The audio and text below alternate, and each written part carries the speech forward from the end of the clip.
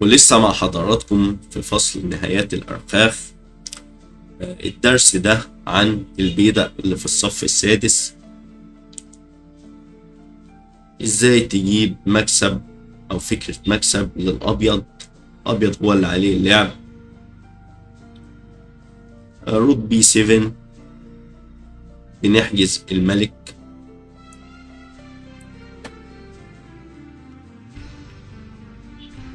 ما الرخ ما تقدرش تسيب الصف الثامن لأن الملك بتاعها في وضع تشيك ميت أو ويكنس بوزيشن، موقف ضعيف، ما يقدرش يسيبه لأنه هياخد كش مات.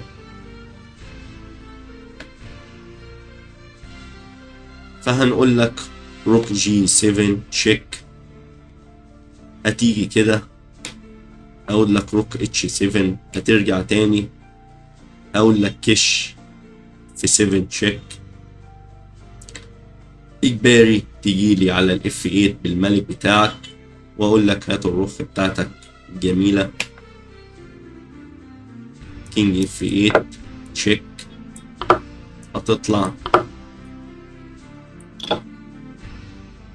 بكل سهولة نفس الشكل، بس انت كأسود هتعمل ناصح. لما اقول لك كش روك جي 7 تشيك، بدل ما هتيجي على الاف هنا هتجيلي هنا. هقول لك لو سمحت ما تستنصحش عليا، وهات الرخ بتاعتك برضو روك اتش 7 تشيك، هجيبك على المربع الكش برضو. كينج جي 8، تعالى بقى هات اف 7 تشيك، اتحرك، هات رخك الجميل، وهرقي برضه. ومع شكل من اشكال البيدق اللي في الصف السادس، بس الاسود معاه رخ نشيطة على الصف السابع منع تقدم البيدق، والملك في وضع جيد نسبيا. بس الفرق ان الاسود معاه المبادرة دلوقتي في اللعب. فتخيل يلعب ايه النقلة الوحيدة اللي تجيب له تعادل. فكر كده تجيب النقلة. بيست موف روك جي 7 تشيك. لو اكلت هنا ستيل ميت، مات بالخنق، مفيش منفس له.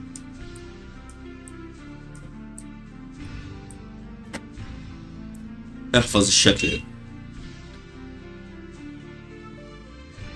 شيك كينج اف 5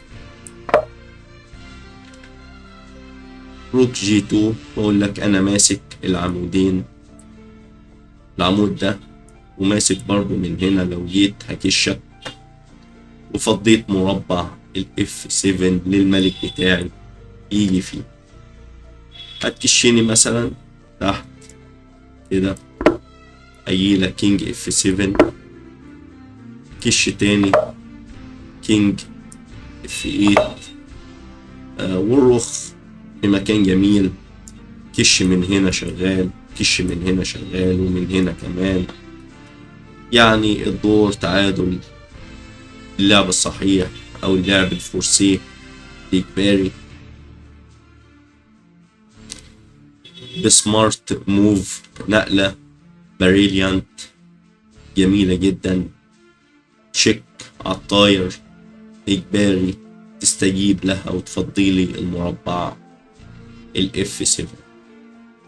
شكل تاني للبيدق اللي في الصف السادس، والأبيض هو اللي معاه اللعب.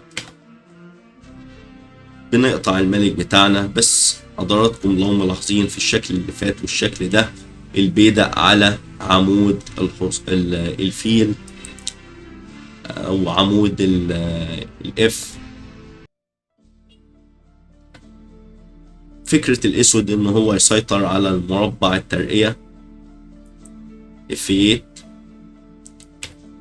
هتلعب مثلا كينج في 5، اقول لك روك اي 1، واديني كشات للصبح يا عم، من هنا من هنا ومن هنا، الثلاث مربعات الفعالة.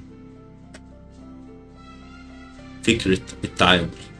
ان انت تيجي بالملك بتاعك على مربع الاف 8 مربع الترية. اول ما يديك فرصة ويبعد بحيث ما تاخدش كشمات، بتنزل بالرخ بتاعتك تطلب كشات متتالية.